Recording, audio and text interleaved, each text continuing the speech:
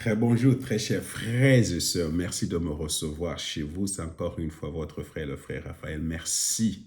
Je vous prie de t'abonner. Invite quelqu'un d'autre à le faire aussi. Et tu peux partager aussi cette vidéo avec quelqu'un d'autre. Que le Seigneur te bénisse pour cela. Nous sommes en train de partager sur la provision miraculeuse de Dieu. Alors j'étais en train de dire d'abord, surtout pour des gens comme moi, les gens sans histoire, les gens sans, qui viennent de nulle part, peut-être qui n'avaient pas d'avenir, les gens sur qu'on ne comptait pas, les mépriser, les gens comme ça. Vraiment, il ne faut pas abandonner, frère. Il ne faut pas te relâcher faire. Il faut tenir ferme parce que Dieu va écrire une histoire avec toi. Dieu va te donner un témoignage. Dieu va pourvoir pour toi. Et il va pourvoir pour fermer la bouche de ceux qui sont autour de toi. Des gens qui te méprisent, des sages, des nobles. Et ça, c'est mon expérience. Je sais de quoi je parle. Je sais de quoi je parle. Dieu est un bon pourvoyeur. Dieu est notre source. Les mots Père, quand nous disons Père, ça veut dire qu'il est la source. C'est celui qui pourvoit. Si Dieu est ton Père, il va pourvoir pour toi. Et il voit que tu es en difficulté. Il va pourvoir pour toi. Il va écrire une histoire avec toi. Alors, accroche-toi et n'abandonne pas. Accroche-toi et n'abandonne pas. Maintenant, non. Là aussi, j'avais parlé déjà de 1 Corinthiens chapitre 1, verset 26 à 29. Et après, j'ai parlé aussi, j'ai lu les promesses de Dieu. Dieu est en train de nous promettre dans sa parole qu'il va faire au-delà de ce que nous pensons, que Jésus est devenu pauvre à notre place à la croix pour que nous devenions riches, qu'il n'y aura pas de manquement, que nous ne manquerons de rien. Or, à l'état actuel, peut-être tu manques de tout, tu n'as rien, mais ce sont les promesses de Dieu. Alors, il faut prendre ces promesses, il faut s'en approprier, il faut les proclamer. Maintenant, tu n'as rien. Si maintenant tu n'as rien, frère, ça c'est la réalité. La vérité, tu as tout en Jésus-Christ. Alors, il faut qu'il commence maintenant à proclamer la parole de Dieu et à remercier Dieu. Et cela va se manifester. Alors maintenant, je vais parler de 3 principes pour la provision miraculeuse de Dieu. Alors, d'abord, je veux dire qu'ici, il ne s'agit pas de faire l'évangile de prospérité. Je ne sais pas si je comprends bien ce que c'est que l'évangile de prospérité. Mais mon observation, ce n'est qu'une observation qui m'engage que moi-même, je constate que souvent, les pasteurs vont bien, mais les fidèles vont mal.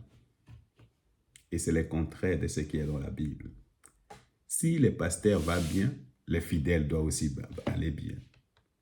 Alors souvent, c'est ce que je constate. Et ça, c'est le résultat de l'évangile de prospérité. C'est qu'on envoie l'argent au pasteur et les fidèles restent pauvres. Alors, souvent, on dit donner 100 € ou donner 100 $ et tu vas recevoir 1000 ou 2000 ou 3. C'est l'évangile de la faiblesse. C'est l'évangile de la paresse. C'est comme ça que je l'ai intitulé. Pas l'évangile de la prospérité, mais l'évangile du charlatan. L'évangile de la paresse. Tu ne peux rien faire et Dieu va seulement te jeter de l'argent parce que toi, tu as donné 100 €. Non? Ou donne 100 €, tu vas recevoir la maison. Ou donne 100 €, tu vas recevoir du travail. Ou donne 100 €, tu vas recevoir une grande voiture. Il y a des gens qui croient des choses comme ça. Alors, souvent, je ne sais pas si ça fonctionne, mais moi, je ne pense pas que ça fonctionne si nous sommes très réels avec nous. Alors, il faut se méfier de ce genre de manipulation chrétienne, tout simplement pour avoir ton argent. Et les gens utilisent Dieu pour arriver à votre argent. Les gens utilisent le Saint-Esprit, mais ça, c'est de la sorcellerie, sorcellerie. chrétienne. Alors, il faut éviter cela. Maintenant, le premier principe,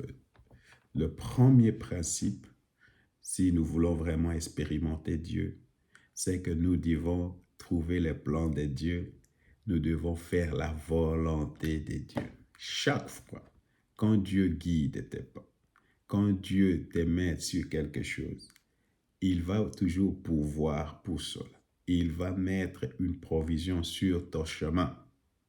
Si Dieu te guide, il prendra toujours soin de toi. Si Dieu dirige ton pas ou dirige quelque chose, il payera la facture. Ça, c'est Derek Prince qui le disait toujours. Il dit, si Dieu commande quelque chose, c'est lui-même qui va payer la facture. Alors, si Dieu n'a pas commandé, c'est que Dieu ne va pas payer la facture. Alors, c'est ça mon expérience. Beaucoup de chrétiens, Dieu n'a pas commandé les choses pour lesquelles ils font. Et ils veulent que Dieu intervienne. Alors, comme Dieu n'intervient pas, on fait intervenir les autres personnes. On commence par des astuces, des choses comme ça pour tout ça. Mais si Dieu commande, si Dieu a dit, faites telle ou telle chose pour moi, il va pourvoir à ces besoins-là. Alors, je vais lire maintenant, je vais lire Ésaïe chapitre 58, versets 10 à 12. Si tu donnes ton pain à celui qui a faim, et si tu pourvois aux besoins de l'opprimé, la lumière luira pour toi au milieu des ténèbres, et ton obscurité s'échangera pour toi en clarté de midi. L'Éternel te conduira constamment, il pourvoira à tes besoins dans les déserts arides. Il te fortifiera physiquement et tu ressembleras à un jardin bien arrosé, à une source vive, aux eaux intarissables. Le tien rebâtiront les ruines d'autrefois et tu relèveras les fondements posés dans le siècle passé. Tu seras appelé réparateur de brèches, les restaurateurs de chemins qui rend le pays habitable. La Bible dit, il pourvoira à tes besoins dans le désert aride. Il pourvoira à tes besoins où? Dans le désert aride.